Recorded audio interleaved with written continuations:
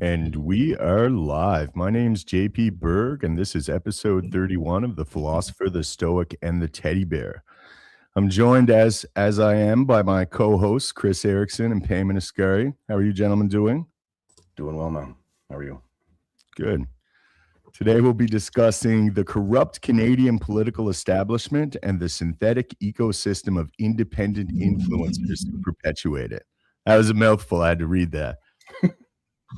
So I guess I'll throw it right over to you, Kris. If you want to start us off here. What do you make of everything presently?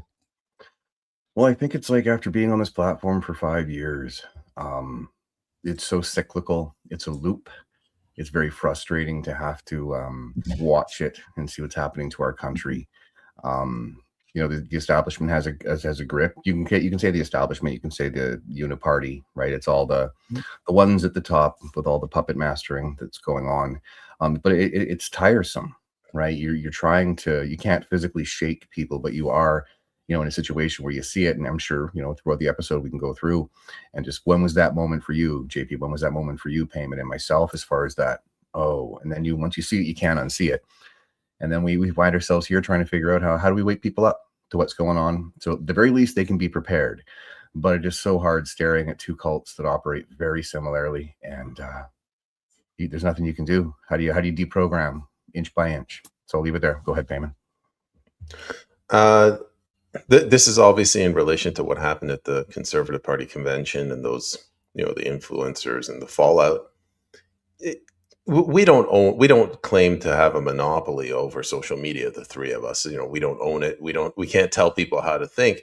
But I spent the last 6 years struggling, suffering, getting in touch with other Canadians far smarter than me: Bruce Party, Leighton Gray, Sean Buckley, trying to understand what's wrong so that we can fix our country. So I have a leaning to support other people like me who are looking for the truth, not necessarily for clicks. So that's where I'm coming from with respect to what's going on with these influencers. Yeah, the biggest thing for me is the partisan aspect of it. If they were all on there saying, "Hey, like, we're influencers for the Conservative Party of Canada," and they could contrast with the influencers for the Liberal Party of Canada. That's why we've been comparing them to the CBC. And then they come back with this straw man argument. I think it was Jasmine Lane came back when we said, like, you're partisan. You're very similar to the CBC. And she comes back and she says, well, we're not taxpayer funded. As if she was actually really believing that was where the criticism lies. It's like, no, you're biased. You're just horrendously, there's no impartiality there. You're just it's just sloppy regurgitations of partisan talking points. And I believe right now, I don't know if I'm not going to speak for you gentlemen, but the top of both of these parties are utterly corrupted. They're just serving one establishment, and no one, the constituency in Canada, the Canadian people, are not being recognized at all. And I find the hardest part for me is watching all of this synthetic discourse, watching people getting caught up in arguing over red versus blue team. Well, every single week at this rate, the country just continues to degenerate. Yeah, so it's heartbreaking, in so many ways, like watching this play out. And again, if I agree with you, if they're even like the post after this kind of went down, they're claiming to be independent journalists, and that again just perpetuates the problem because you're misleading people, right? It's one of those things. It doesn't matter, who's paying you or if you're not being paid. It's your actions and what you're doing with that. It's like this is a Spider-Man, Uncle Ben, right? With great power comes great responsibility. These people don't appear to understand they have a responsibility, and so you can give them a little bit of leeway, right, on certain things. And because again, I don't like the broad brush. Every one of the ones that's in the picture, I can kind of view them differently. I have a little bit more of a problem with a couple of them than I do the others. But when you all stand there together, you're kind of opening yourself up for the criticism, which has allowed us to kind of start having this conversation. Is what is exactly that you do? Is it serving a public interest or is it serving a party interest? And I'm firmly on the side that they are serving a party, which is not helpful, right? I don't see too much difference between the upper echelons, between the Conservative Party of Canada and the Liberals. Their establishment, people, like I said, I say quite often on here, people are like, oh, it's the liberals, they're so bad, they're screwing our country over. It's like, yeah, but Harper signed us up for Agenda 2030, which is all of these pillars that Trudeau comes in and implements. And, so it's so cyclical with what it is. And it's heartbreaking. But at the same time, we got to do it because nobody else is. Right? Do you think we're picking the easy road? No, we're picking the principled road of trying to say, yeah, we don't have all the answers. We're not claiming to be, anything that we're not, right? We don't take ourselves too seriously. But at the same time, someone's got to speak up for those in the middle that are not a part of those two cults. And both cults they're driving us off a cliff. Conservatives, if they were in power, a little bit slower, but it's all towards the same goals of these establishment people. We can get into, I'm sure we will, all of the different things with that add to that argument throughout the episode. So go ahead, Peyman. I think the Conservative Party, they underestimated how pissed off Canadians are. That convention and the fallout, it signals like the first time in the last 6 years when I've actually had faith in my Canadian people. And I regularly come on and I say, Canadians are dumb, they're brain dead, they're politically illiterate. At least when I'm trying to feel nice, I use those phrases. But what I feel has happened is it took us 6 years to build up the capital and the infrastructure to be able to stand up for ourselves. I mean, 6 years ago when COVID happened, we had no idea what we were doing. We're running around and we thought that if we just get all the data and the facts and we throw it in people's faces, they'll magically wake up. And it didn't happen. And so we tried protesting and that didn't really work. We tried going to the Capitol. We got our asses handed to us. Some people tried some legal cases through Justice Center for Constitutional Freedoms. But I think now with Dominic Ciannelli coming on our show, and I'm putting my finger on the pulse of Canadians, and there's a willingness now to say things that might hurt other people's feelings, but they're the truth. And I think that's what we need, and that's what these influencers represent, the antithesis to, which is we have an agenda, get behind the team, politics is a team sport, sit down, shut up, surrender your vote. And I'll just say, during the election, the phrase that the Conservative Party influencers and apparatchiks would use to shut people up was purity test. We don't need a purity test, just get behind our version of essentially the pure conservative. But that's how they would shut us up, and we won't sit down and be quiet anymore. I've mentioned this in a previous episode. The Conservative Party of Canada was always known as the Progressive Conservative Party. They were never really socially conservative. Potentially, you could make an argument they were more fiscally conservative than the alternative major party, the Liberal Party. But I mean, I viewed it as during the trucker convoy, when there was a massive segment of the population, of the electorate that really lost faith in our institutions. I think the establishment was afraid at that point, and I truly believe that Pierre Poilievre was preemptively propped up to capture that, because I think they were worried of independent parties. I think they were worried of the PPC garnering momentum within the electorate, because they knew that the time was ripe for it, relative to how many people were just absolutely and utterly dismayed with the government overreach. But I mean, with that said, people have been making excuses for Pierre Poilievre for almost 3 years now. Just like the dude, 4 years, there you go. The dude, he absolutely refuses to speak to any remotely contentious issue. He hasn't directly addressed Bill C2, C8, C9. He doesn't speak against the weaponized mass migration, very limited. You could push him on an issue and he's, oh, well, we got to look at it. Like it's very feckless. And now with the C4, this is when they say, oh, well, it's against conversion therapy. So if your child is convinced by the Canadian school board, by your local school board, the teachers, that they're potentially the opposite gender, conversion therapy would be anything that contradicts that. So we're going to let, you know what I mean? Like it's not like this they're sending like gay kids to a camp to like, inundate them with religion and be abusive to them to not be a homosexual or whatever the case may be. It's in opposition to the transgender stuff. So like that's a massive problem. And I mean, that's where they're losing people on. So I went a little long there. Oh, that's okay, man. It's important, because I think that's one of those things, like, take away from what Peyman said first off about, kind of seeing the divide and kind of think, oh, wait a second, right? And then we also saw I think it was Max Ganest. I'm not sure. Correct me if I'm wrong if it was him, but the guy who went up and asked Tim Uppel about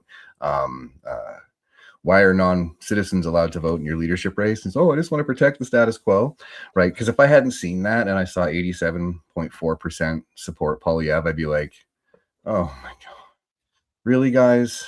This far into the game and no, but now I can just say maybe it's 2% and 85% were just non-citizens that voted. They just packed the place. And, so I thought that number to me doesn't mean anything. I still think that there's enough out there when they all the people stood up and cheered when they did the Bill C4, the transgender thing, and the blowback from it, right? And then quickly, right? So quickly, the shields of the influencers come in and say, how dare you say that, PPC? And all of a sudden, it's all gone, right? That's why I call them. They're narrative controllers. They help guide the ship to make sure that things don't get too hot around certain areas. They change the channel all the time. Are they getting direction? I don't know. But they are definitely great with their timing on how to pivot away from what the actual issue is that neither big party in this country is willing to stand up and protect children. And people will say, I'm going a bit long too. So people will say, oh, in 2023, they changed their policy is now this. Yeah, but these kids are still being harmed.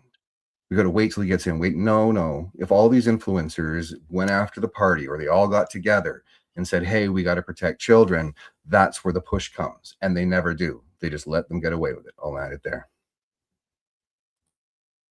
Yeah. The usually when these things happen, the PPC gets mobbed. Like they just get curb stomped by like everyone on the internet. At that point, it's almost humiliating watching them defend themselves. Here, they had support of roughly 50% of the people, and that has nothing to do with the PPC. That has to do with the rest of the country. I think the Conservative Party, they've gotten into this echo chamber where they're listening to strategists and pollsters, and you got these urban elites that come and whisper in Pierre Poilievre's ear, and they say, listen, you can't win without the immigrant vote. Listen, you can't win without the urban vote. You can't win without this, that, or the other. And they completely overlooked and ignored the average rank and file blue collar person like Dominic Cinelli.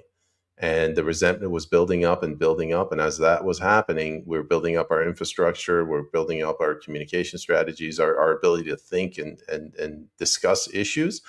And it blew up with that laughter, the cheering when they voted down that bill in the Conservative Party convention. And I feel sorry for these 7 influencers. They have the mission impossible of having to convince the Canadian public that no, we know what we're doing. This is the defendable position. I don't feel sorry for them.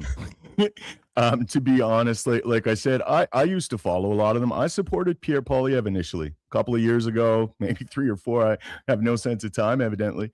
But I supported Pierre when he first ran for leadership. I got sucked in with the rhetoric. I truly did. I wasn't paying too much attention to federal politics at the time.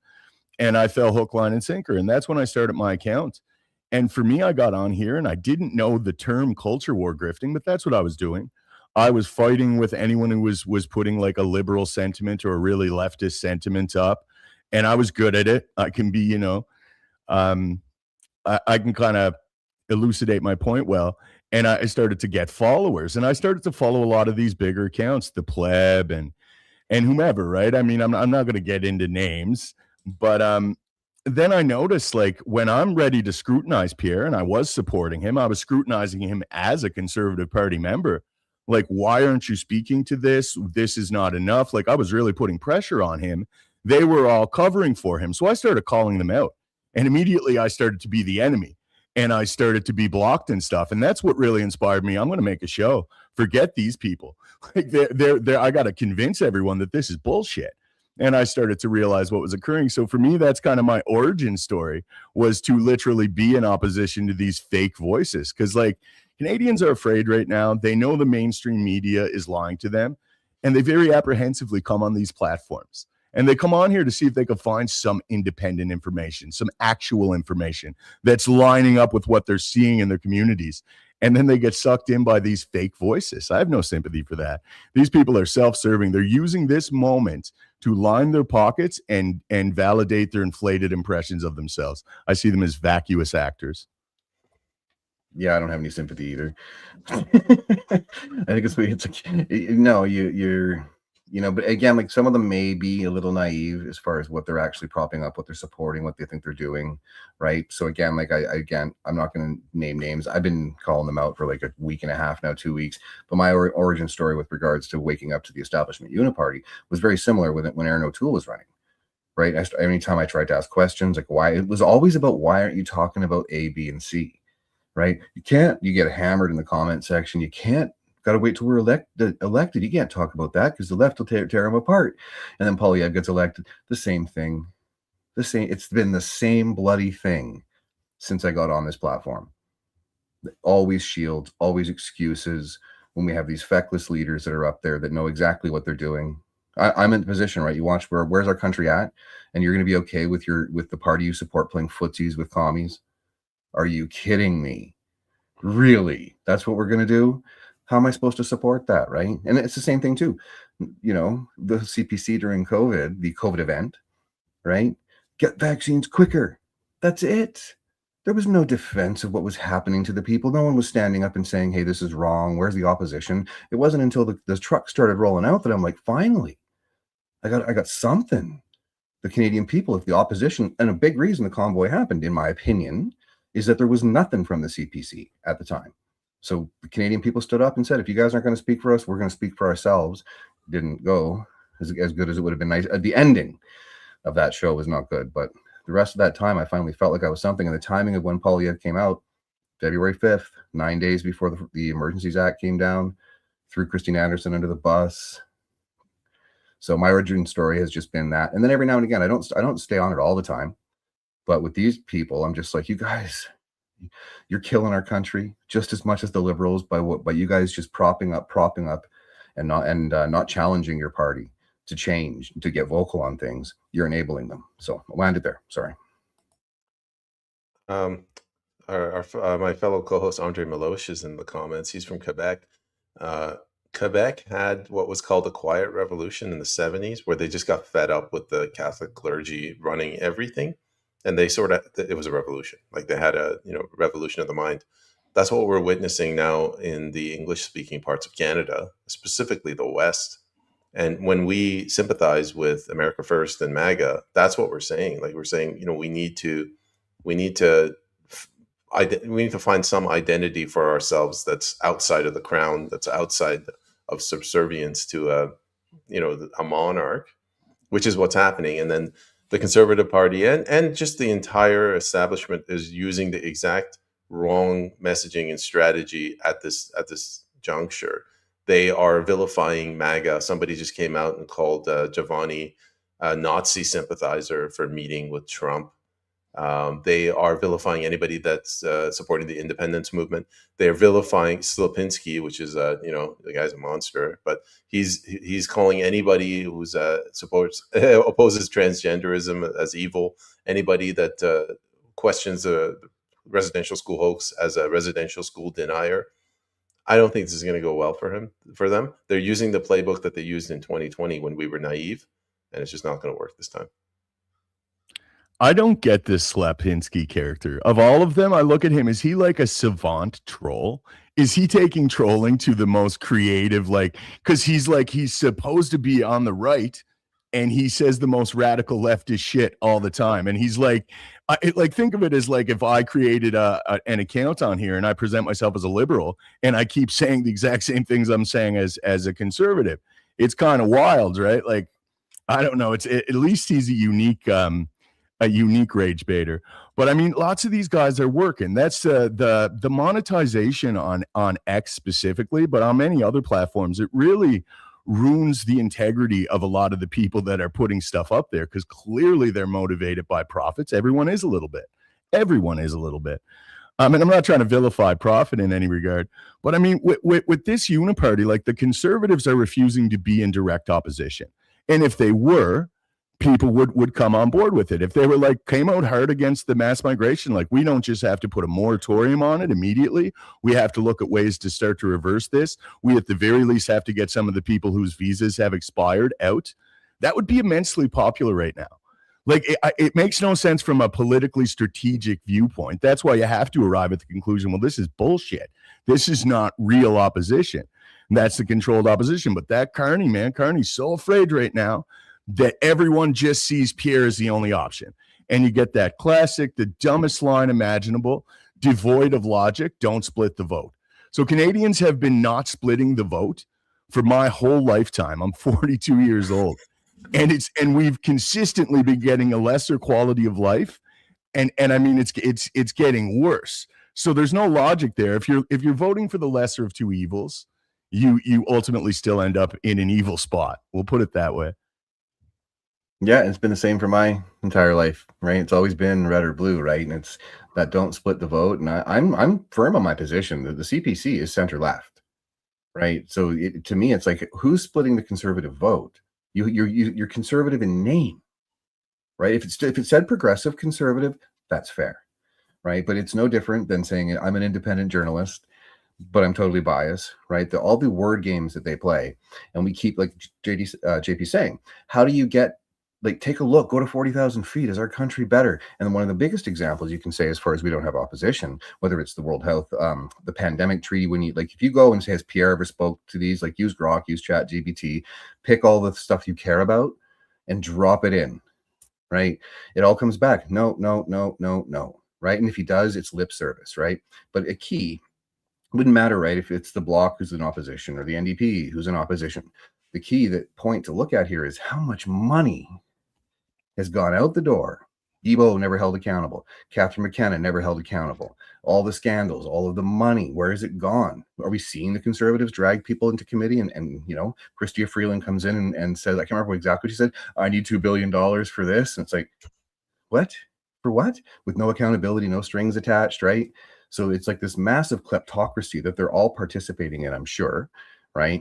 But at the same time, no one, for 11 years, all this corruption, not one person has been held accountable. And when someone tries, Jody Wilson-Raybould, boom, you're gone, right? And or when it gets too hot, it's like, we're going to appoint you to London. You got a new gig, get out of the country, right? Nobody's held accountable. So where's the opposition? What are we as a country, right? How can we have any faith in our institutions with that's the case? So go ahead, Peyman. Just real quick, if we could ask everybody to share the stream, the live stream, we'd appreciate it. We got our YouTube account nuked, so I think our viewership is a little bit lower this time. Yeah, there's a principle in statehood, I guess, statecraft, where if you go out and you're in search of enemies and you hone your skills in killing people and harming people, eventually you'll run out of enemies, and you got to use those skills on your own population.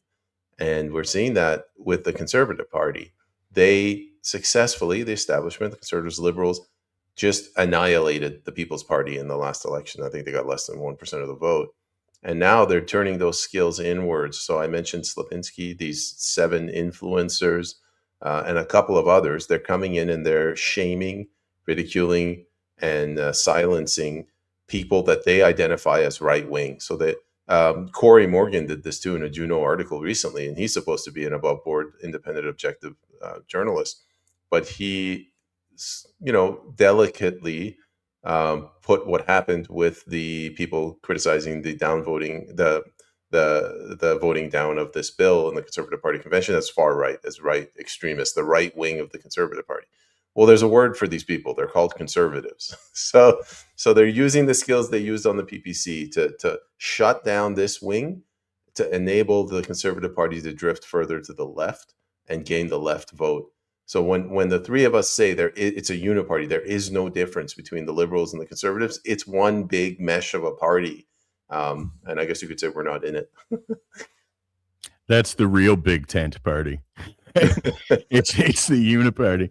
But I mean, I say this frequently. I wrote an article where this was the theme. Like, these political parties are not hockey teams. You don't get in this. You're not a fan of a team where you're defending them. Like, you have to scrutinize the leaders of your party. They're public servants. So when someone's vying for power, it's incumbent upon you as a party member to keep them honest. And we're not doing that. What we're seeing, the extent of the discourse online in this space, is these shill accounts arguing with one another, this culture war grifting.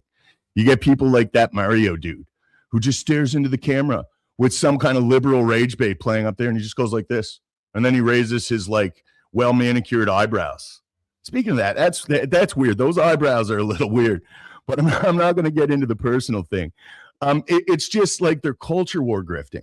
They're appealing to you based upon your biases as a conservative to think like this is bad, and it is bad. That's not what I'm saying. But then they're setting the parameters. When you control the opposition, you control the parameters of the discourse and what's acceptable, and they're pushing it farther left. Like they're I wouldn't even call them center left. If you're supporting, no conversion therapy for transgender children, then you're supporting radical leftism.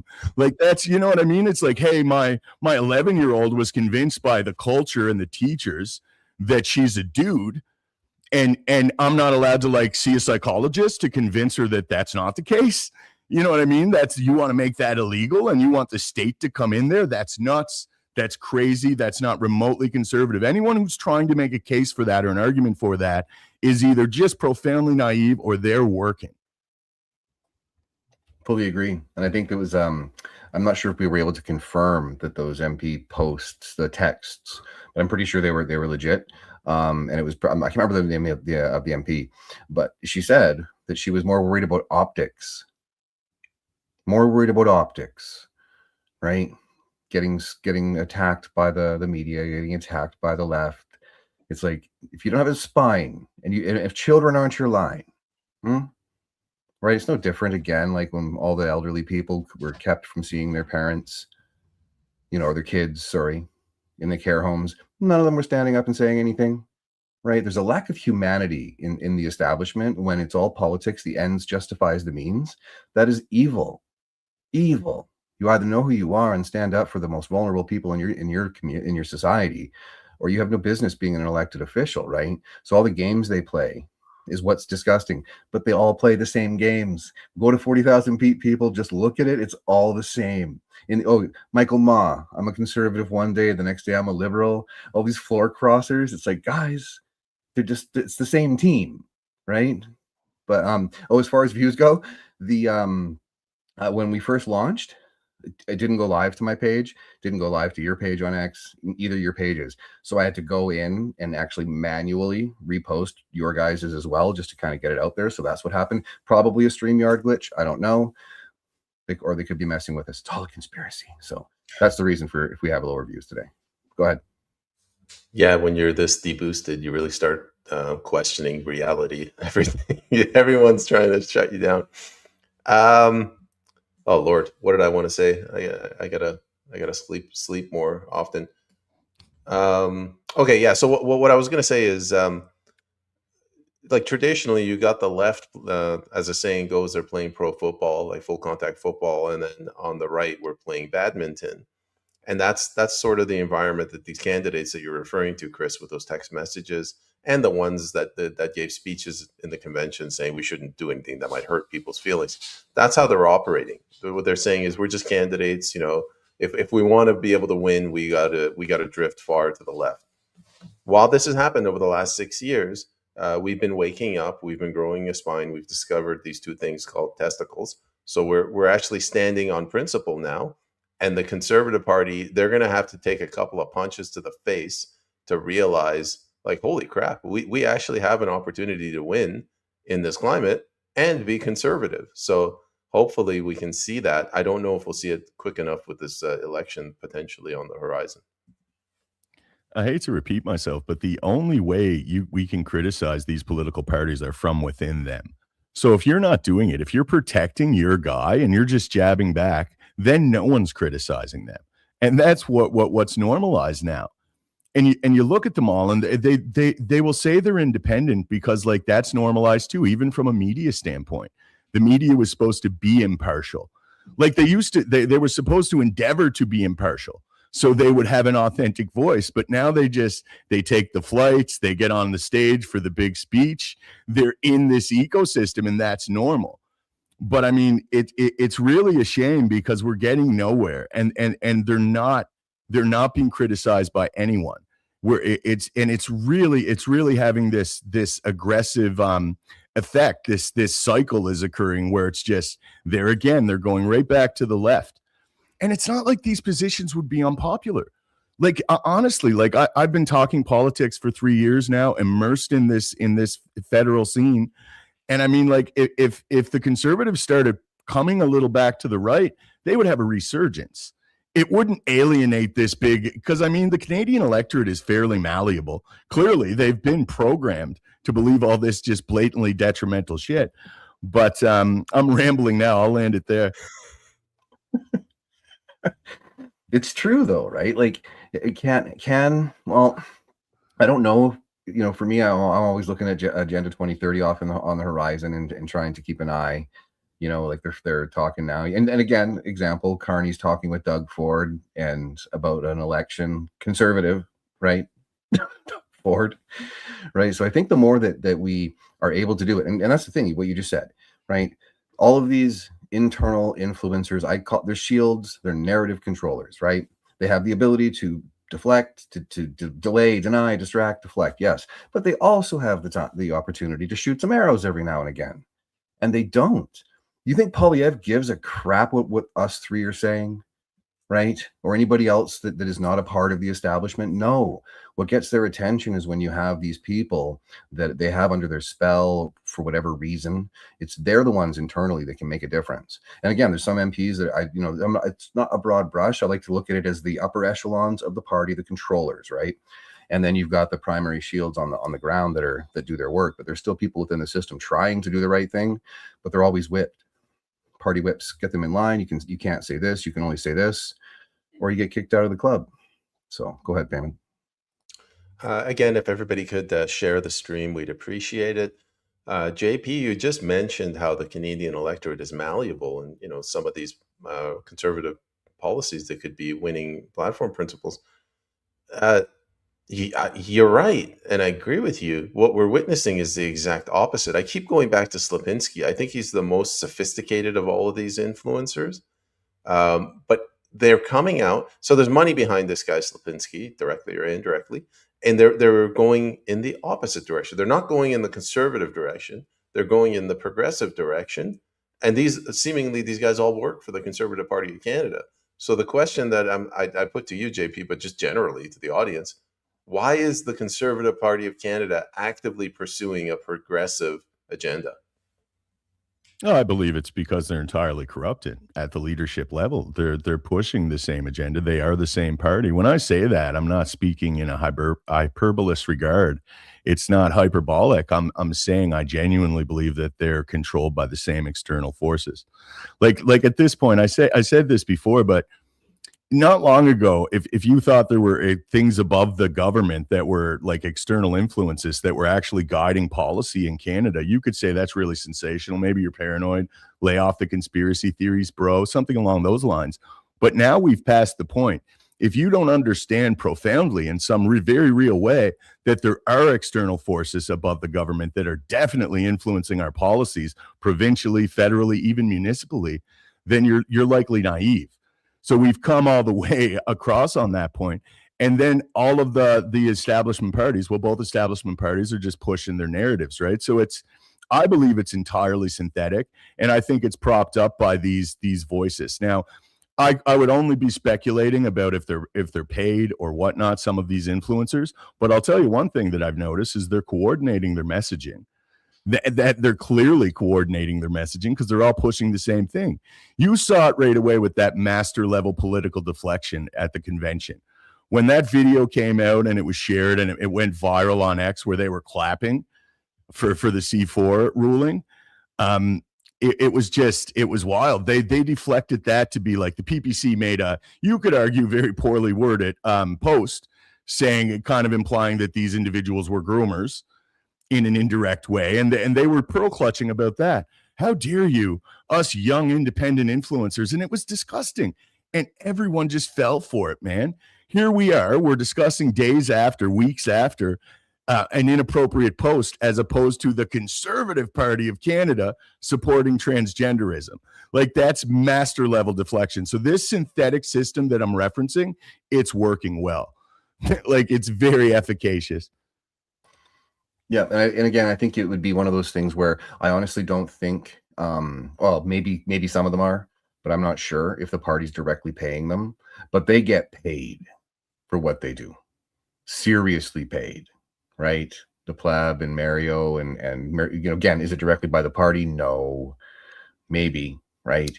But the access has value, sometimes worth more than dollars, right? That ability to get those interviews, right? To be invited to the room, the basements, to have those drinks, right? Like there's something to be said about that. So the whole idea that, that, well, we're not paid, so it's no big deal, we're still independents, that deflection was brilliant as far as a comms op, right? What was we're talking about kids here not having the ability to talk to their parents, or their parents not, parental rights.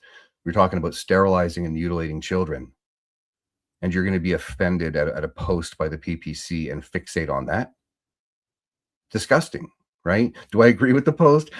No, I think I think it was in poor taste, but at the same time, what is more in poor taste? Right? Parental rights and sterilizing children. I think that is a little bit more important than a tweet from the PPC. So I'll land it there. Go ahead, Peyman. Two things. First of all, I was actually shocked at how effectively the entire social media community saw right through this, and it almost united all across right and left. I thought that was interesting. The other thing, man, I left the PPC because they weren't really doing too well, but the country almost needs to get together, write a full 5, 6, 7 page apology letter to Maxime Bernier. He's the only politician that hasn't really changed his views. He stood on principle. He said the things that we all agree with right now. I mean, now that people have courage, they're coming out and they're saying what he said, 6 years ago. And what has he gotten for that? He's been mocked, ridiculed. He's been labeled a fanatic, an extremist. He's been arrested once. He's been denied the right to point out that he was arrested. The Conservative Party comes out and says, oh, he's only arrested once and he only went to jail for one night or a couple of hours. Really? How many hours did you or any of your candidates go to jail? But yeah, I don't know if he's watching this. Thank you very much, Mr. Bernier, for all your sacrifice. We owe you a debt of gratitude. Yeah, I agree. I mean, and anyone who stood with the PPC can say they stood on principle, because now you're going to see, I say this, I know I'm an old man and I repeat myself frequently, but watching the Canadian electorate wake up, it's like we're watching a vessel fill with rainwater. It's very slow to watch, but we're waking. It's accumulating water. We're going to reach that breaching point. And I truly think we're approaching it now. And when they're moving this boldly in the left, that's really alienating large parts of their base. And we're seeing this in real time. And then there's a lot of people that are still in denial about it. They know, for me, waking up to this, and I woke up before the election, thankfully, and I started speaking against Pierre Poilievre, because again, I did initially support Pierre. But when I started moving away from it, it just became very, very evident that was the only party that was actually the only populist option. And I'll defend the PPC. I supported them last election, but I'm not a big party politic guy. I want to maintain a modicum of impartiality, and I would never call myself a journalist. I'm a high information member of the electorate, and I have a political talk show, but I'm no journalist, man. These guys are calling themselves independent journalists, and they're partisan hacks. It's pretty bad, but I got off the rails there. I got some stuff going on here, guys. I'll land it there. It's all good, man. I think it's it's like the disingenuous side of it at a time when we need to have people that, if you're going to call yourself a journalist, again, even if you're slanted a little here, a little there, but at the same time, you can own it, right? Because again, it's like a conflict of interest there. It's like if you're so pro cheerleading a team, but you don't want, it's like, oh, people should know. It's like, no, you can't have both. You're not independent. If you're carrying water, I'm not going to use the phrase I use behind scenes, if you're carrying water for a political party, right? But at the same time, we're in such a dire straits with our country, right? The food inflation is through the roof, the rent, everything with our country is very tenuous right now when it comes to our economy and the way they're handling trade negotiations, all the rest of this stuff, right? Poilievre has the same opinion, elbows up when it comes to, the tariff war. But who's there, right? All these people have the ability to help change the country, or at least change the direction the country's going by preventing the CPC from going further left and further left, right? But they don't. They carry the water, and that puts people who are very nervous, very, fearful, confused. Because I've always said, what if you're wrong? You think these 7 people are going to give a crap? They're set for the most part. They are set. Is there going to be any accountability? Are they going to look in the mirror one day and say, oopsie, I was wrong? Maybe, but it's too late. The number one currency right now, guys, is time. And we are running out of time when it comes to Agenda 2030. Simple as that. And Carney talking about an election. So what are you going to do? Carney drops the writ. We go to an election. Pierre loses. We'll get him next time. What? We've done that how many times? It'll be 5 times in a row, right? It's mind-boggling. I went on a bit of a tangent there too. I care about our country. I care about the people of this country, left or right. I have less care for those that wanted to put me in a camp during the COVID event. But at the same time, it's like we have to get back to principles, values, humanity, put aside all of this establishment grift, BS, cut through it, and then get to work. So I'll land it there. Yeah, we're at the halfway mark. Should we go to the questions? You're the moderator, JP. Yeah, we might as well go to the questions. I'll start with an easy one, and I'll bring up other comments like this. Is Peggy says the stream wasn't on Peyman's page. I think the reason why we have half our viewers, either X changed the algorithm or they're suppressing us. Yeah, it didn't come to my page neither. And you got to put this in perspective. When we were brand new, when we first launched this endeavor, we were getting 2,000, 1,500 on average live viewers. Sometimes our record was 3,000 live viewers. And I mean, instead of getting more viewers, we're getting less. We're being proactively suppressed in some way. And I don't think of myself as being crazy when I say that. I could see the analytics. It's not subtle. It's like a blatant deboosting. And I don't know what's going on, if this is a glitch or if it's again, but it's saying on StreamYard that Peyman and I are streaming this episode, but it's not coming up on our X profile. So who knows? Yeah, it says every one of us on our page has it. We're live, but I had to manually go in and actually click on for both of you. I had to click on the logo on your profile picture and then share the post directly. And I had to do the same thing for me. I just grabbed it and had to put it there. So again, it could just be a technical glitch, but for all 3 of us, it could be a StreamYard. We don't know. But at the same time, again, my account, right? I'm walking with over 100,000 people, right? How is that even possible? So together, what do we have? You got 6, 28, 34, 140,000, 150,000, right? And we can't break 1,000 or 2 is tough, right? I take it as a badge of honor, right? Because we're not doing this for money, right? We just got to keep going. But at the same time,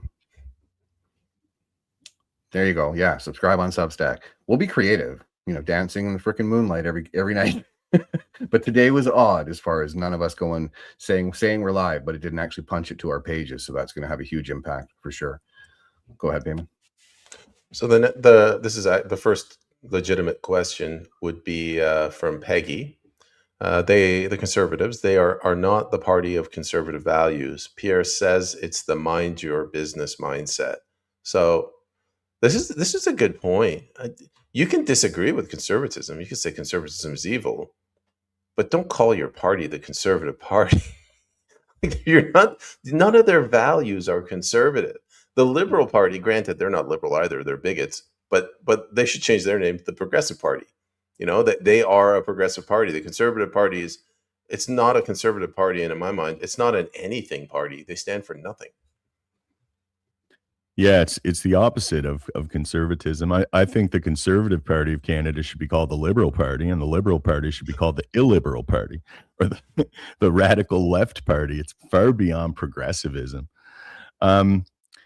But yeah, it's like I was saying earlier, known as the progressive conservatives. They've always been socially, fiscally conservative, but not socially conservative. They've always been socially very liberal. And that's it perpetuates that thing about Canadians. And it's not unique to Canada. It's like blue states in America have the same thing, right? Like we're all liberal and we always vote liberal. And it's like when the options are not giving you real opposition, like the only two ruling parties, the only two parties who have ever formed a government has been one of these two establishment parties. There's never been another party that was able to form a government. So, I mean, when the choices are identical, you're not living, it's not democracy. And it's not. It's been captured by some external oligarchy. Yeah, and then I'll say the same thing when the conservatives get in. I'm going to say that the liberals are controlled opposition. It's no different. It's all about maintaining the narrative. We don't get to see, their actual roadmap. Well, some of it, we can see if you do want to look at the SDGs, and we can see that they want UBI. It looks like they want central bank digital currency, digital IDs, all this stuff, right? But how is that a benefit to the people? It's not. It's a benefit to the establishment, putting us on our 15-minute cities, putting us in our cages, and all they have to do, all the conservatives have to do is kill time. I mean, what did we get in the last election? Elbows up? No, sorry. Bring it home. What's the difference, though? Right? It's all these little sloganeerings. At the very end, Carney comes in and Trudeau leaves, says he's going to act. He gerrymandered with the carbon tax, and then boom, Poilievre had no platform. How did the Conservative Party let him get away with that and then overwhelmingly vote him back in as leader? Come on, guys, right? Don't you want a strong leader, somebody who's actually going to speak so you know where he stands, and not have all of his followers say he can't speak to that because he will get I'm not going to say what I was going to say. He can't speak to things because they will attack him. So I'm going to try and not be too petty with regards to how I feel about his beta maleness. Go ahead, Peyman. We got some viewers back. Sue Kellen Dyer, hello all. Sue, it's always good to have you in. Clown World, happy Tuesday. Thank you for reminding me what day of the week it is. Andre Maloche, independent journalists are as real as transgender unicorns. Just to be clear, Andre, unicorns are real, but transgender ones aren't. Thank you, Peyman. There was a time when you actually did have journalists that do research and put the information out there, but now everyone, myself included, but as JP said, we're not journalists, but everyone's just biased now. You still got guys like you got Sam Cooper does really good work as far as that going. You have Blacklock's reporter that there's very much government data administrative. There are some out there, but it's like a needle in the haystack now, and the rest of it is all just wet noodles. Like it's terrible, not good for the country at all. But I agree, yeah, on the unicorn side for sure. Yeah, they're culture war grifting, like I said earlier, and that's like, again, I got to put that in reference. Like that means appealing to people based on their principles to capture them in this uniparty thing, right? Like that's what you see. And when I see someone like Rachel Gilmore and Mario arguing, it's like they're both fake. They're both fake, and it's to capture. They want you to get on there with Mario so they can control you. It's, again, I got to utilize the analogy I do frequently. It's like two herd dogs with a uniparty system with controlled opposition. You have the Canadian electorate as the herd, and the one herd dog Carney is so terrifying that the herd naturally runs over to Pierre Poilievre to save them. And this Pierre Poilievre, this synthetic dude, he's preventing the herd from seeing other alternatives, be them independent, libertarian candidates, PPC, whatever the case may be. That's the synthetic nature of it.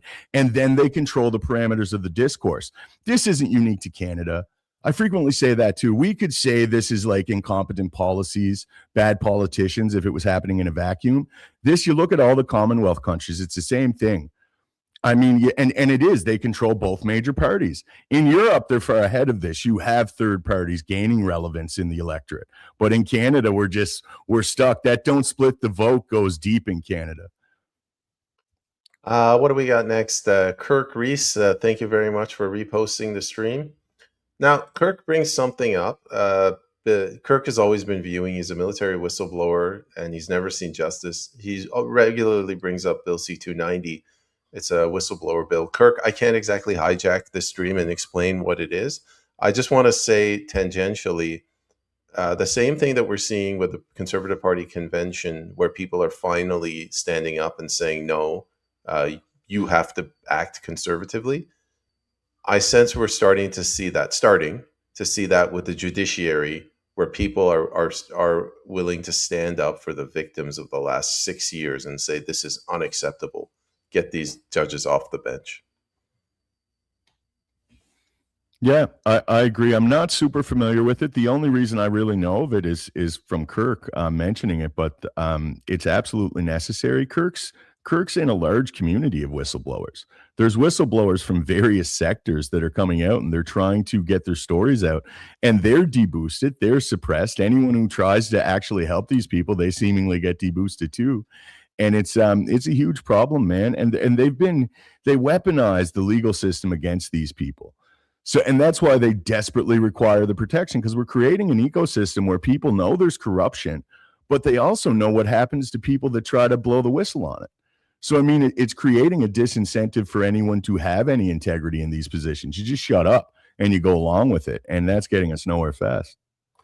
Yeah, it's by design. It's the chilling effect, right? The lawfare that was used during the convoy was still one of those things that people hesitate even on potentially protesting when the bank accounts are frozen. I mean, think of that, right? We just had a year ago, it was deemed that the use of the Emergencies Act was unconstitutional, illegal, and then the government goes and we find out, okay, yeah, upon appeal, it was all thrown out. So yeah, no, it stands. It was illegal. Nothing happened to Chrystia Freeland for freezing the bank accounts of Canadians. She got a promotion, right? Like nothing ever happens to these people. And it's like this, they have this like, what are you going to do? Right? What are we going to do? Right? And we're sitting here with a bunch of people that are expecting the same establishment to fix it. The same people that were, not all of them, because again, there was an election, so some MPs, but a lot of the same people that were in Parliament when all this stuff was going on are still there. And not a single person was held accountable for it, right? So I don't know. Again, respect for Kirk and all the other whistleblowers that do that. A day in, day out. I share his space as often as I can when I see it. But again, it is disheartening by design that nothing ever happens to these people, no matter what they do. And I think the bank account freezing is like the top notch. When you got her laughing about it, destroying lives, and even Kris and Tamara, all the stuff they're having to go through when it was deemed that they were the ones that were breaking the law. Come on. So ass backwards. I'll land it there. The next question is from a gentleman who's got arguably the coolest name, Johnny Tightlips. I hope it's not innuendo for something. Do not underestimate yourselves either, lads. You're doing God's work, ensuring more wake up to the WH, to who the establishment shills are. You are the anti-establishment influencers, and it's exactly what we need. I'll keep it brief. I always say, thank you. Yes. I always say this isn't about me. My most important thing is to not inflate my ego. This is about Canadians. We need to get as many regular Canadians to do what the three of us are doing, because that's our way out of this. Like Trudeau said, the way we get out of this is to get vaccinated. The way we get out of this tyranny is by all of us standing together. Yes, and this is what a lot of these shills are preventing from occurring. And they create this in-group on there. First of all, also, thank you for the compliment. That's what we endeavor to do. That's why we're doing this. That's why we came together to do this, to create an actual network with people that are true independents in this scene. But this in-group thing, we got to mention this a little bit, because there's the 7 influencers. I'm not going to mention them. We've mentioned a few names. Everyone knows who they are. They're clowns. But I mean, what it is a lot of people want in this in-group. So you got these guys, and everyone, like, if you criticize them, they don't even have to really throw at you. Everyone else will swing at you. All the little underling accounts, the ones that are around 15,000, 20,000 that want to get in there with them, culture war grifters, like, they attack you, and it's creating this incentive to create more of them. It's having like a multiplying effect. It's really rotten, and I think more people have to call them out directly. Your partisan hacks, your sloppily regurgitating party talking points when Canadians desperately need real independent voices. That's exactly it. And that's what, and I thank you for the compliment. And it's one of those things that, you can't, I never forget the amount of suffering that went on 6 years ago, 5 years ago, and it's just been continuous. And we've never had that opportunity where there's been a public acknowledgement, and even if you were not affected at all by what happened in 2020, your rent is higher, your food is higher, your healthcare system is in shambles, right? It's across the board. There's enough room for empathy with everyone across political spectrums. Like put the colors down and just look at our country. Where are we? Right? And the solution is not the establishment. And so that's what, is it personal for me? Not, because again, I always said, right, what if you're wrong, have a backup plan. That's what I always say, right? Because you are wrong. These people are not looking out for your best interest, for your family. They could care less. All they want is access. And the people, like JP was saying, underneath them, they all just want to hang out. They want to get the selfie at the convention with these people. Like, that's going to solve the problem with our country. No, it's not. Right. So yeah, it is. It's not like I have hope. Right. I'm never going to black pill. Even like I said before, even if I put it in my mouth, I will spit it out. I'm not going to swallow that. But at the same time, we got to get serious. Right. And so JP's right. Call them out. Don't let them get away with this. And if you're on EDAs and stuff like that for the CPC, if you are in the system, start pushing. Because at the very least, right, you'll get your answer when they kick you out for trying to actually make the party conservative and get us back on the right side of things, right? So I'll leave it there. Next up, Andre Maloche says, protecting the status quo sounds like the phrase of losers. I thought it was a really stupid thing for that guy to say. What do you think, JP? Who said that specifically? MP Tim Turban face. Tim Uppel. Oh, yes. In regards to the foreigners voting in these leadership races. This again, guys, like the Canadians don't understand our Westminster parliamentary system. And this isn't even relative to that specifically. This is a party policy. But like, there's nothing democratic about it. It's so systemically corruptible. And that's what we're seeing. And these parties, like, who's to say they don't have direct flights from Amistar coming in to prop Pierre up or whichever leader they want? We look what happened with Carney. They kicked two popular candidates for the leadership race out. They found reasons to justify this, but we all knew what was happening. Carney was being ushered in. Even Pierre took the call. 20-point lead. Come on, guys. That's what really should have woke everyone up. If you were pushing Pierre after that, it's denial, because I think you should know better. I mean, like, he didn't even complain about the redistricting of his seat that resulted in him losing said seat. I mean, that's crazy. A 20-point lead and he loses his seat in his district. And then where do they put Pierre? This is they put him in Alberta. Come on, people. Like, this is it's an elaborate performative charade to provide you and I and the rest of the peasantry with the illusion of participatory governance. It's an illusion. It's not real. So just in case anyone doesn't know who Tim Uppel is, he's the deputy leader of the party. It doesn't get any better than that as far as Pierre's right-hand man is all over letting people who are non-citizens vote in the leadership race, who just conveniently gave Pierre a great number of 87.4%. It's also gross. Like, again, like, sometimes I want to, like, some of the topics I want to, like, have that, like, the Karate Kid where in the scene where he's got the shower, like the mobile shower, where I read that and I'm just like, it makes me feel so dirty. And stop being fooled by these people. It is so gross. Like, they think you're an idiot. They think that they don't want you thinking for yourself. Critical thinking is a problem for them. They just want you to bend the knee, and they're doing it. They know you're suffering. They know that you are experiencing some trauma, at least in your life, at least a struggle, right? I would say a lot of you that are watching are probably experiencing, tremendous hardships in your life, just trying to get by. These people don't care. They're never going to care.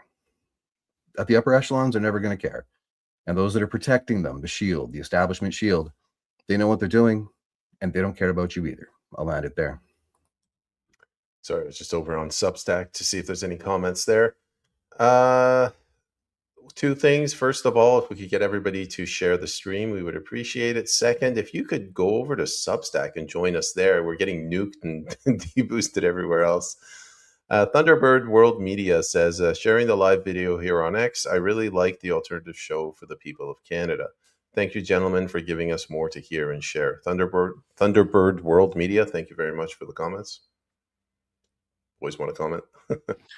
Yeah, I mean, all I hear from people is positive reviews, like that it's a great show. I hear from people that have big audiences themselves, and they say like this is one of their favorite shows. Multiple people, it's I hear it frequently. Yet our viewership is dwindling each week. I don't know if there's a bunch of bots on there that are downvoting us in some way, but somehow we're not garnering more views. So again, Peyman just said it, but if you guys can interact with this, if you can share it, it's pretty much our only hope. Because there is somehow we're being just dramatically deboosted, and that's why, because people are liking the show, and that scares them. So I mean, who knows what kind of dirty tricks are going to come next for us?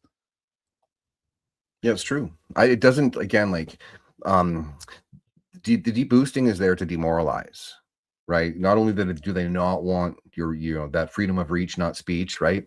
They, freedom of speech, not reach, right? Mix that up.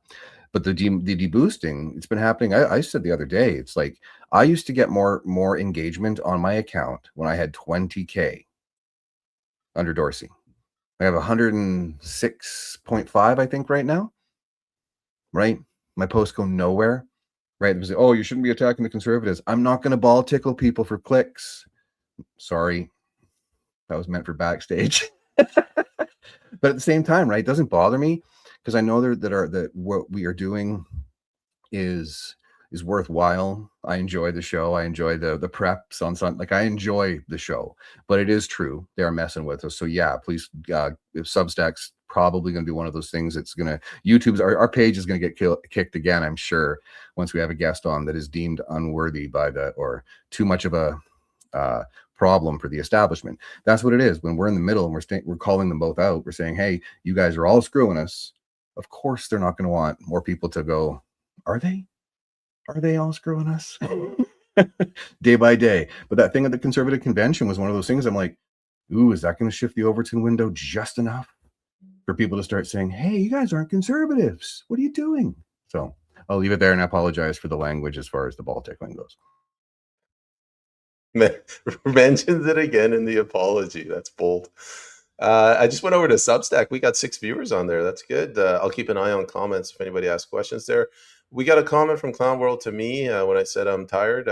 Sleep more and drink less. I'll appreciate it if you'd stay out of my personal affairs, Clown World. I'll drink whenever I want. Johnny Tightlips says CPC has proven they stand for nothing and they'll continue to fall unless they wake up and find their nutsacks.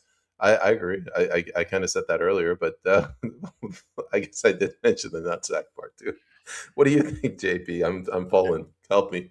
It's the irony of all this, and I mentioned it in a previous response. Like, if they took some of these positions, they would be popular.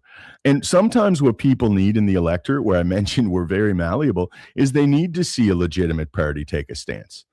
Hey, like, we've got a massive problem with the weaponized mass migration into Canada. It's changed our demographics entirely. It's balkanized our electorate. It's caused immense economic repercussions.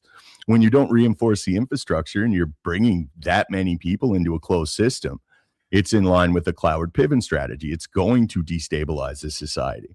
If you're not aware of what the Cloward-Piven strategy is, I suggest you look it up, because Canada has been a victim of it. But yeah, man, and that's the ultimate irony, Johnny, is if they did, they would be successful doing it. I firmly believe that. I agree. And that's why it's like, you have to ask yourselves, why aren't they? Right? Because they're not conservatives. Really. You can't, I don't put any labels on it. It's like George Carlin said, our politicians should all have to wear like NASCAR jackets so we can see, who they're actually representing. And I think people will be very shocked to see who is the ones that are supporting them, right?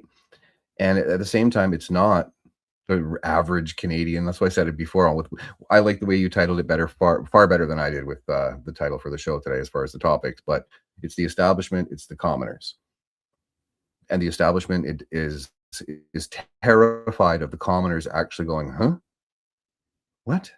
And you'd think by now, after 6 years of this crap, 11 years, but since COVID, at the COVID event, that you'd think there would be that tipping point. And I'm not calling for violence. I'm not a pitchfork guy. I'm not a torches guy. I am one of those that just says, hey, we've got to wake up. And if you don't, it's going to be a rude awakening for you, your family, generations to come. I'll leave it there. Uh, for anybody that's watching on Substack, put something in the live comment. I just want to make sure it works. Just say hello. Or I don't know, your tie is ugly, anything. The next comment is again from Johnny Tightlips. It is counterintuitive for governmental entities to propagate true conservatism because it equals a reduction in government. That's a good point. And that's one of the reasons that we can't get these bureaucrats out, because they're now dependent on government and they're a voting bloc. JP?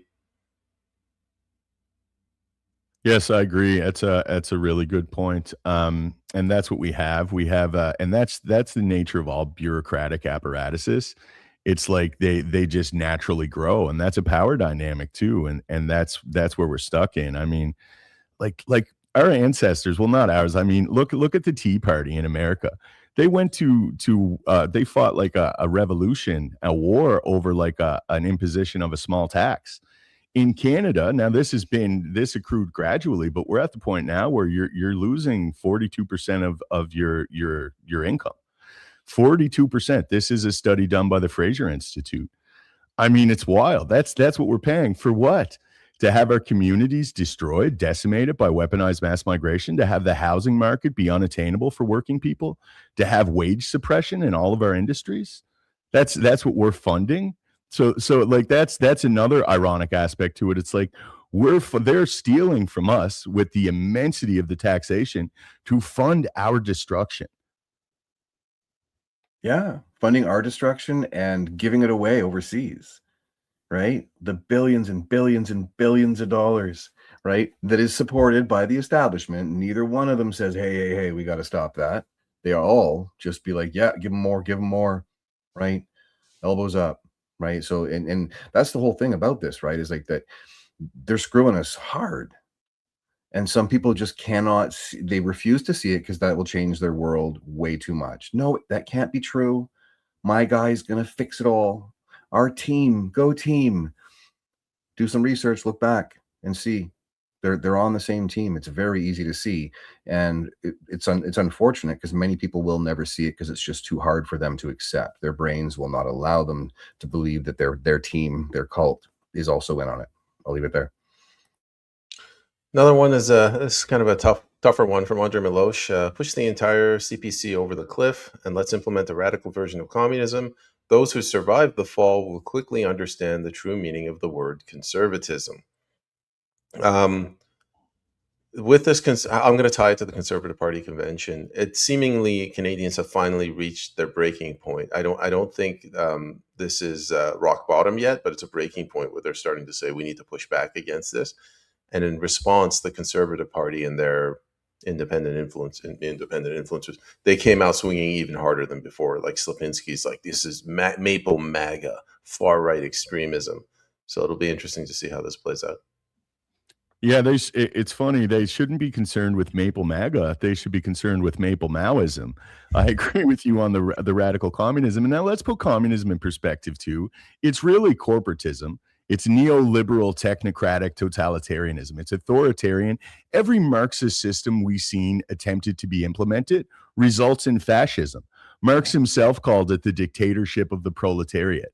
And then eventually, after you have this necessary dictatorship of the proletariat, you would have some kind of utopian society. It's garbage. But yeah, it's Maple MAGA is not an issue. It's Maple Maoism that Canadians should be concerned about. Fully agree. And I think like Peyman was saying with the convention and stuff like that, I think that because of there is a rumbling, right, of actual conservatism in this country, right? And so you're going to see, right, if you consider yourself a conservative, if you still think that the CPC are conservatives, watch what happens. They're going to be attacking. I think Peyman mentioned that before. You know, he's got this feeling they're going to attack the Alberta independence movement. They're going to be attacking here and there. You're going to get your marching orders soon, right? And ask yourself every time that happens, is it conservative? Right? Go and read their platform, right? Is it conservative? What have they done? You know? And if you're actually a conservative, obviously you should be 100% opposed to communism, all the rest of that fun stuff that never works. And lots of people die, right? Go hungry, many different ways. And we've got many different examples, right? And so if we don't get our asses together and acts together and actually get have that on the table. And that's the thing you'll find too. None of these people will ever come to the table when you want to actually debate, because they know that their mask would come off. Right? They talk a big game. They walk tall, all dressed nice, flying first class. But when a commoner says, "Hey, let's talk," no, they'll just talk down to you. So anyway, bit of a rant. No, Thanks, fine. Andre. Just some mentions. Let's see. Clown World. I have a birthday coming up in 5 days. Happy birthday, Clown World.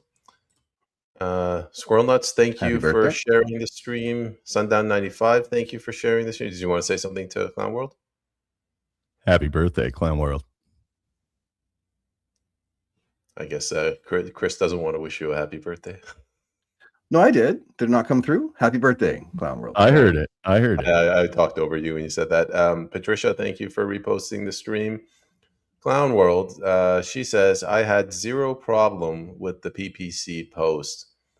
Yeah, I mean, you could talk about the wording, but what's interesting is if they had made that post even a year ago, everybody would have come out and slammed the People's Party. But their timing was for once right. And as I mentioned, I think people have finally reached their breaking point. So here was my problem with it, is it leaves you open for criticism. That could have been worded a little more carefully and conveyed the exact same message without leaving yourself so wide open to garner criticism. And that was then utilized to deflect away from the severity of this. And it was done, like I said, they coordinate their messaging. They were all pearl clutching, making videos and posts about this. How dare they? How dare they insult the integrity of Mario, the culture war grifter? Like, it's just so absurd. Like, we should be talking, if they're conservative Canadians and they're independent, they should be upset as hell. They should be just like us. They should be in staunch opposition to what their party is supporting. They should be trying to push their party in the right direction. It's a joke, but I don't disagree with it. I thought it was funny and I agreed with it. They are like, if you're going to associate and be a partisan actor, then you are an extension of the party. And if the party is supporting the grooming of children into transgenderism, then I mean, the shoe fits. Yeah, that's why I think it was like, again, like, do I agree with the wording? I did initially laugh, but at the same time, I'm like, okay. And then I saw the comments, but I laughed just in, okay, I said, oh, that's interesting, because I wanted to see the reaction to it.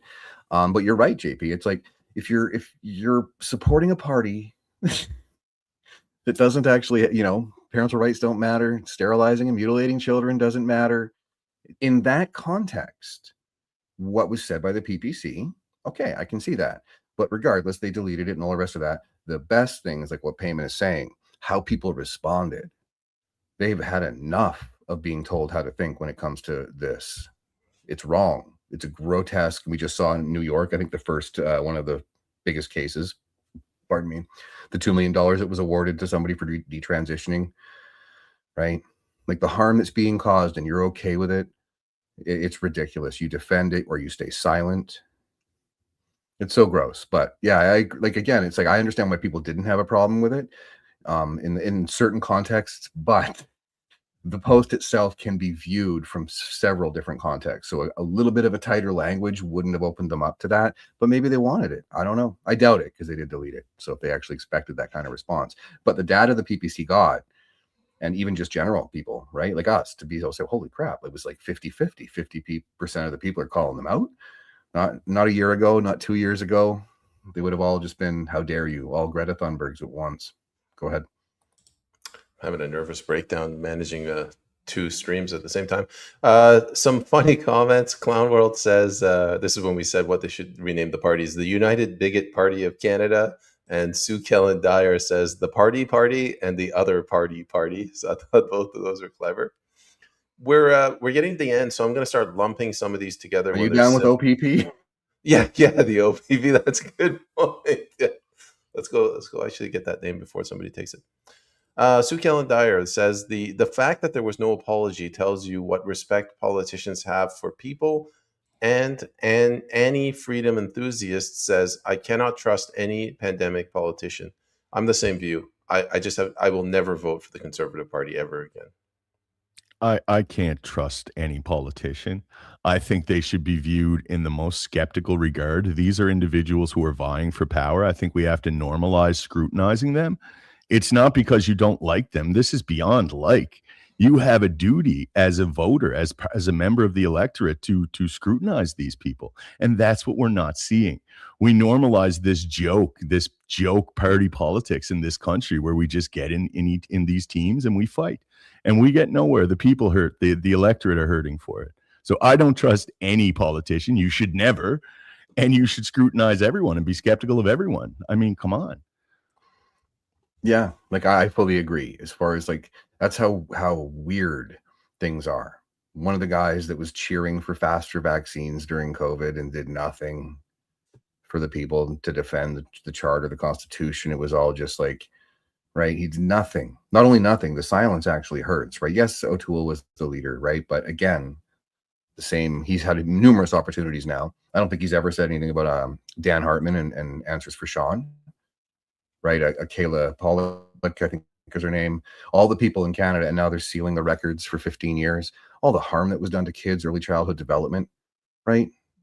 Do you not think that's a winning strategy to come out and tell the people honestly that you're sorry, that you got it wrong, or we're going to hold these bastards accountable, call hearings, and all these things to show the people that you actually care never happen. And I doubt they ever will, which is sad because a lot of people were harmed during that phase. And so to be able to say, "Oh, I trust them," come on, really? This last convention was the opportunity to replace Polyev with someone who had not took part in that was not cheering for faster medical experiments. I want to be clear on that, right? They all just towed the line, safe and effective, and it was disgusting. And so, yeah, of course, I cannot support that. Thank you for the comment, Danny. So again, I'm just going to lump a couple of these questions together. Orlock Knox says Maple Maoism. I think he likes your phrasing there, JP. Andre Malosh, another zinger, 87.4%, including non-citizens people. I could have 150% support if I can have Zimbabwe people voting for me. It is strange. I don't think non-citizens should be allowed to vote. What do you think, JP? I think it's atrocious. I was unaware of it until that Max, I don't know his last name, the young dude had it, and I think a lot of Canadians were in the same position. I was unaware of that. That seems just rife to be exploited. I would assume intuitively that it's not like that, but really, I should train my intuition to have the opposite. It's like if they can exploit something, of course they will. That's where we are. They're just irredeemably corrupt at this point. But yeah, as for the Maple Maoism, I seen someone on there a few weeks ago quoting it, and thinking they made it up. It's like, I've been saying that for months. That's mine. I'm getting the copyright on that one because it's real. We're in a cultural revolution. Look at the BC University protests. You're seeing struggle sessions. You're seeing the radical left, these pseudo-moralistic, pseudo-rebellious children being weaponized against our cultural norms. This is a cultural revolution. Maple Maoism is entirely appropriate. It's absolutely appropriate. And I think it's important to note, though, that the Liberal Party of Canada does it as well. They let non-citizens vote. The BC Conservative Party allows non-citizens to vote. So I'm assuming the NDP probably does as well, too. So if you don't see that as disenfranchising citizens, these people can't even vote in the main election, but they can come in and influence, foreign influence, in all of picking the leader. Right. So I don't know. Right. Again, I'm not going to speculate because I find it ironic that the guy who's voting to allow this is the deputy leader of the Conservative Party. Did that have was there any influence there? Is he well connected to non-residents, non-permanent, to permanent residents, non-citizens? Right. So to be able to do that, it's like, what a slap in the face to actual Conservative members and citizens of Canada. Right. To have your leadership races on all levels, provincial and federally, manipulated by people who can't even vote in the actual election. So it's crazy that they allow it. But I think it's one of those things. Another thing that got buried real quick because how dare you, right? You're not going to see these influencers actually start criticizing it, right? Because we got to be able to pander. We need the votes, though. Like, it's not just the non-citizens, it's the citizens and all the bullshit. I'll land it there. We got 2 more questions, so we should be able to end on time for a change. Let's go with the easy one, and then we'll do the hard one at the end. Clown World, she's sharing a story, and it's her birthday. She asked me to share it, so I will. I posted the following in my timeline earlier. I live in the middle of nowhere, just drove through a small community, population just over 1,000. When entering the municipality, there are 3 flags: Canada, the French-Canadian one, and Ontario. The Canadian flag is not only lower than the other 2, which are at full mast, it's also upside down. An employee at the small municipality must be in full revolution mode. Find me the name of the employee. I'd like to interview him or her. Yeah, God bless him, man. That's the natural. That's the sign for a nation in distress, to tip it upside down. That's why I frequently do it. It's not because I hate the country. It's because I love the people of the country. I frequently say I'm not Canada first. I'm Canadians first. And if you don't realize presently that these are mutually exclusive positions, then you're not paying attention. I want to take a moment. Are we doing another question first? Yeah, but you're the host. Take it away. Yeah, I just want to. I want to say one more time. I want to appeal to everyone if they could share it. Like, we're being so deboosted, and anyone presently in this ecosystem who is trying to provide you independent commentary, who's trying to tell the truth about the corruption in Canada, we are being. I don't know how. I'm not gonna utilize conjecture and speculate about what's going on or how it's happening, but we're being systematically deboosted.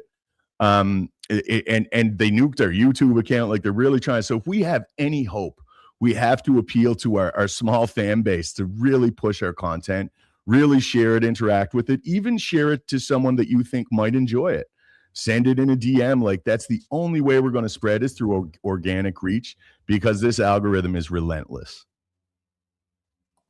It's actually adorable. I use that term every now and again, as opposed to cursing in regards to what we're actually facing, right?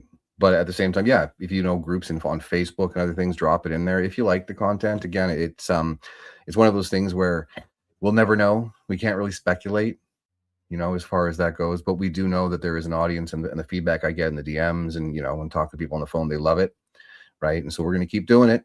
And at the same time, whatever you guys can do to help, greatly appreciated. So thank you. The last question is actually from Andre Maloche. In your opinion, if the CPC collapses and nature abhors a vacuum, what will replace them? Man, that's a good question, and I don't know if I have an answer. I'll say that if they collapse because Alberta leaves, I don't know if anything needs to. I mean, if Alberta leaves, then all you have is the NDP and the Liberals governing Canada for all eternity. But if something happened that they magically collapsed while the country stayed together, I don't know if the people are ready for the PPC. Or maybe it'll be like the Republican Party when the Whig Party fell. They're just bringing in a new party. It's the same as the old party.